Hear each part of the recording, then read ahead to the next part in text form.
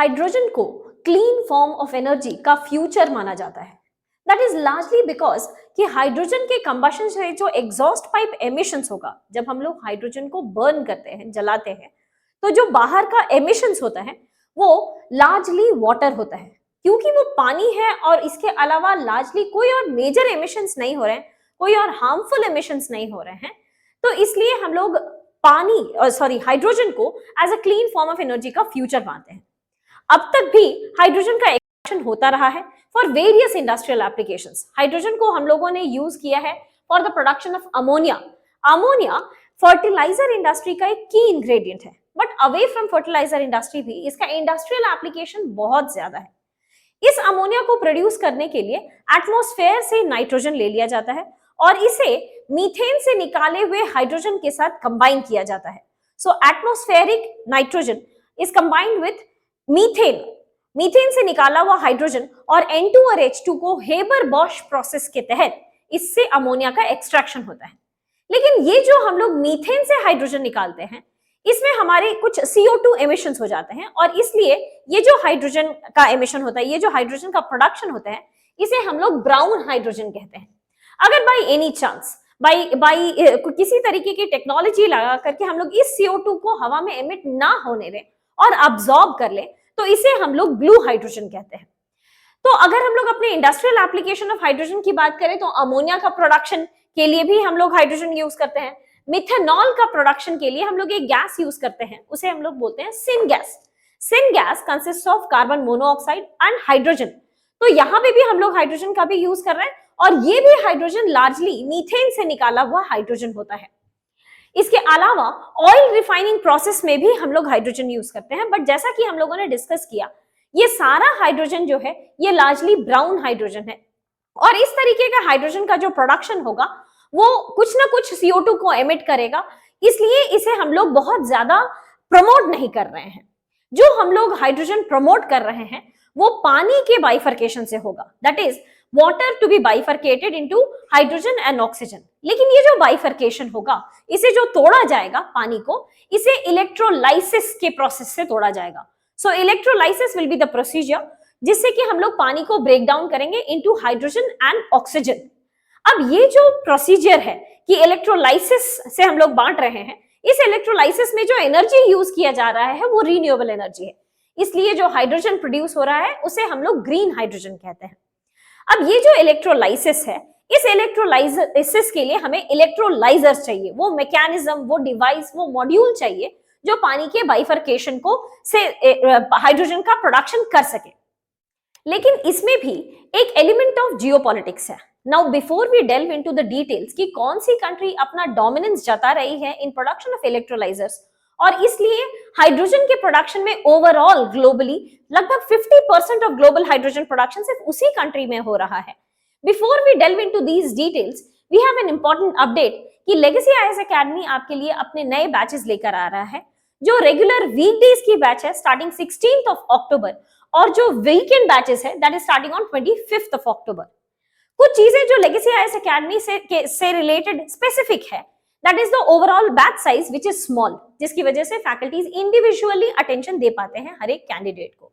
Regular answer writing sessions, regular prelims test series, previous year questions का discussion और हर एक क्वेश्चन का डिटेल्ड एनालिसिस कि क्यों कोई ऑप्शन करेक्ट है और बाकी सारे ऑप्शंस क्यों नहीं करेक्ट है, ये सारी चीजों का डिटेल्ड डिस्कशन भी फैकल्टीज क्लासेस में करते हैं। बट बियॉन्ड दिस, अगर कोई कैंडिडेट चाहे तो वो इंडिविजुअली मेंटर्स के साथ या फिर फैकल्टीज के भी साथ इंडिविजुअली इंटरैक्ट करके अपने डाउट्स को रिजॉल्व कर सकता है। So if you want any further detail you can call on the number जो कि यहाँ मेंशन है, दैट इज 9606900004, या फिर इस QR कोड को आप स्कैन कर सकते हो। Now talking about the details कि ये जो इलेक्ट्रोलाइजर है ये दो तरीके के मेजर इलेक्ट्रोलाइजर्स हैं। एक को हम लोग बोलते हैं अल्कलाइन बेस्ड इलेक्ट्रोलाइजर्स और दूसरे होते हैं प्रोटॉन एक्सचेंज मेम्ब्रेन इलेक्ट्रोलाइजर्स। सो प्रोटॉन एक्सचेंज मेम्ब्रेन इलेक्ट्रोलाइजर्स जो होते हैं इनकी ओवरऑल एफिशिएंसी बहुत हाई है and associated cost is also high. लेकिन अल्कलाइन जो इलेक्ट्रोलाइजर्स हैं इनकी ओवरऑल एफिशिएंसी कम है, इनका कॉस्ट भी रिलेटिवली कम है। अगर हम लोग ये कॉस्ट कहां से कम होता है इसके इंडिविजुअल कंपोनेंट्स को देखें तो अल्कलाइन इलेक्ट्रोलाइजर्स जो होते हैं ये निकल और स्टील से बने होते हैं, तो इसलिए इसका ओवरऑल कॉस्ट कम हो जाता है। लेकिन जो प्रोटॉन एक्सचेंज मेम्ब्रेन इलेक्ट्रोलाइजर्स हैं, दैट इज पीईएम इलेक्ट्रोलाइजर्स, ये कुछ प्रीशियस मेटल्स से बनते हैं, जैसे इरिडियम, प्लैटिनम, टाइटेनियम। तो क्योंकि ये सारे इंग्रेडिएंट्स ही कॉस्टली हो जाते हैं, तो ओवरऑल इलेक्ट्रोलाइजर का भी प्राइस बढ़ जाता है। But despite of the high cost, they do have this advantage कि इनका एफिशिएंसी ओवरऑल हाई रहता है। इफ यू टॉक अबाउट कि किस एरियाज में हम लोग अल्कलाइन बेस्ड इलेक्ट्रोलाइजर्स को यूज कर सकते हैं और किस एरियाज में हम लोग पीईएम बेस्ड इलेक्ट्रोलाइजर्स को यूज कर सकते हैं, तो पीईएम के जो इलेक्ट्रोलाइजर्स हैं, इनकी हाइड्रोजन की प्योरिटी, मतलब the percentage concentration of hydrogen, ये बहुत हाई रहता है। तो अगर कंसेंट्रेशन ऑफ हाइड्रोजन हाई है, तो ये fuel cell based industrial demands को फुलफिल कर सकता है। लेकिन जो अल्कलाइन बेस्ड इलेक्ट्रोलाइजर्स होते हैं, क्योंकि इनमें हाइड्रोजन की प्योरिटी कम होती है, तो इनकी ये ज्यादा वेरियस एप्लीकेशंस में, जैसे हाइड्रोजन इन मिथेनॉल प्रोडक्शन, जैसे हाइड्रोजन इन अमोनिया प्रोडक्शन, बाकी सारे इंडस्ट्रियल एप्लीकेशंस को ये लोग केटर कर सकते हैं। एक और खास डिफरेंस है with respect to alkaline based electrolysers and PEM based electrolysers, कि अगर इम्प्योरिटीज हो उस पानी में जिसका इलेक्ट्रोलाइसिस होना हो, उस पानी की ही इम्प्योरिटीज प्रेजेंट हो, तो भी alkaline based electrolysers will be able to successfully produce hydrogen. लेकिन पीईएम, ये जो बैटरी है और ये जो इलेक्ट्रोलाइजर है, ये अपने प्रोडक्शन एफिशिएंसी में कॉम्प्रोमाइज कर देगा। ठीक है, सो बहुत ज्यादा pure quality of water is not required for an alkaline based electrolyser, but in a PEM based electrolyser बहुत ही high quality purity of water is required for electrolysis. Now, talking about the alkaline based electrolysis, इसमें China का dominance लगभग 85% है। On the other hand, PEM based electrolyzers में China का dominance high नहीं है। In fact, वेस्टर्न कंट्रीज का dominance is relatively high. इसका एडवांटेज ये हो जाता है कि जो PEM और प्रोटॉन एक्सचेंज मेम्ब्रेन इलेक्ट्रोलाइजर्स होते हैं, अगर किसी भी तरीके का एनर्जी फ्लक्चुएशन होगा, तो भी पीईएम बेस्ड इलेक्ट्रोलाइजर इस एनर्जी फ्लक्चुएशन को मेंटेन करके हाइड्रोजन प्रोडक्शन कंटिन्यू कर पाएंगे।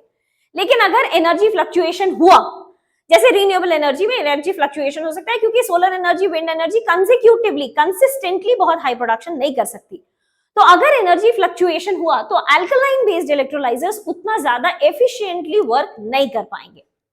So this was the basic conceptual difference between an alkaline based electrolyzers and PEM based electrolyzers. Now comes the Chinese dominance.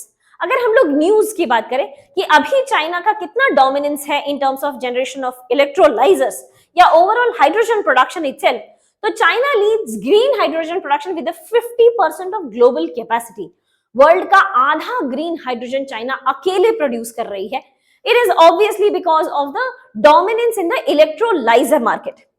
ये Chinese dominance सिर्फ alkaline based electrolyser market से नहीं है, बहुत सारी और भी चीजें हैं जो चाइना वो गोल अकम्प्लिश कर पा रहा है विद रिस्पेक्ट टू जो उसने सोलर पीवी पैनल्स को लेकर के किया था। वी नो कि सोलर पीवी पैनल्स में Chinese dominance is very high. Similarly China electrolyser के मैन्युफैक्चरिंग में बहुत हाई प्रोडक्शन करके ग्रीन हाइड्रोजन का भी प्रोडक्शन में अपना नाम कमा पा रहा है। टॉकिंग अबाउट कि ये चाइनीज डोमिनेंस कहां से आता है, एक ऑफ कोर्स कि जो अल्कलाइन बेस्ड इलेक्ट्रोलाइजर्स है, इसका मैसिव प्रोडक्शन हो पा रहा है इन चाइना। सिग्निफिकेंटली अगर हम लोग प्राइस की बात करें, तो अल्कलाइन बेस्ड इलेक्ट्रोलाइजर्स का जो प्राइस चाइना में है, this is significantly lesser than the alkaline based electrolysers in the western market. This is close to 1/3 जो प्राइस यूरोपियन मार्केट में अल्कलाइन बेस्ड इलेक्ट्रोलाइजर्स का है, उसका 1/3 प्राइस चाइना अपनी कंट्री में बेच पा रहा है।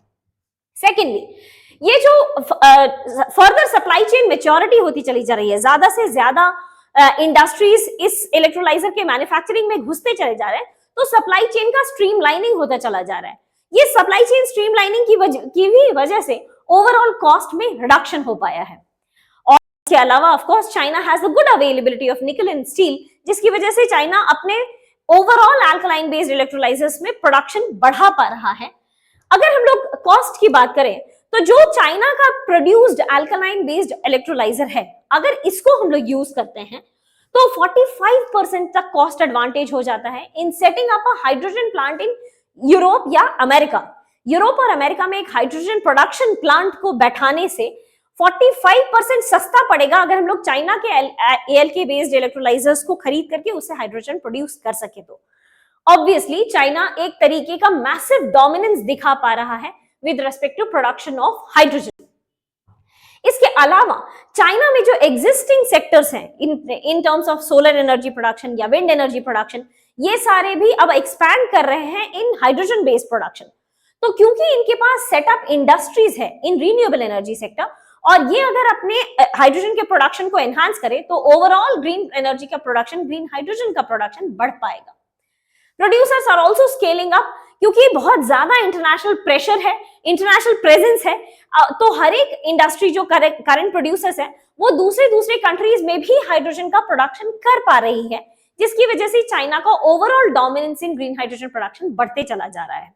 As we have discussed कि वेस्टर्न कंट्रीज का larger domination is in proton exchange membrane electrolysers, इनका प्रोडक्शन अल्कलाइन बेस्ड मैन्युफैक्चरिंग में नहीं है। तो अगर देखा जाए तो over a period of time western countries जो हैं वो फ्यूल सेल के प्रोड्यूसर्स बनते दिखाई दे रहे हैं, whereas China is looking up towards production of hydrogen for all other industrial applications, जैसे कि हम लोगों ने देखा मिथेनॉल में प्रोडक्शन, अमोनिया में प्रोडक्शन, या फिर और भी बहुत सारे सेक्टर्स जैसे हाइड्रोजन इन ऑटोमोबाइल। अगर ट्रांसपोर्ट में भी आपको hydrogen as a fuel use करना पड़े तो कुछ इंप्योरिटीज के साथ it can be still used. ये वो जगह रहेगा जहां पे कि चाइना का डोमिनेंस ज्यादा दिखाई दे रहा है। So with that we come to the end of this topic. If you have any doubt, please do let us know in the comment section below. Thank you so much and all the very best.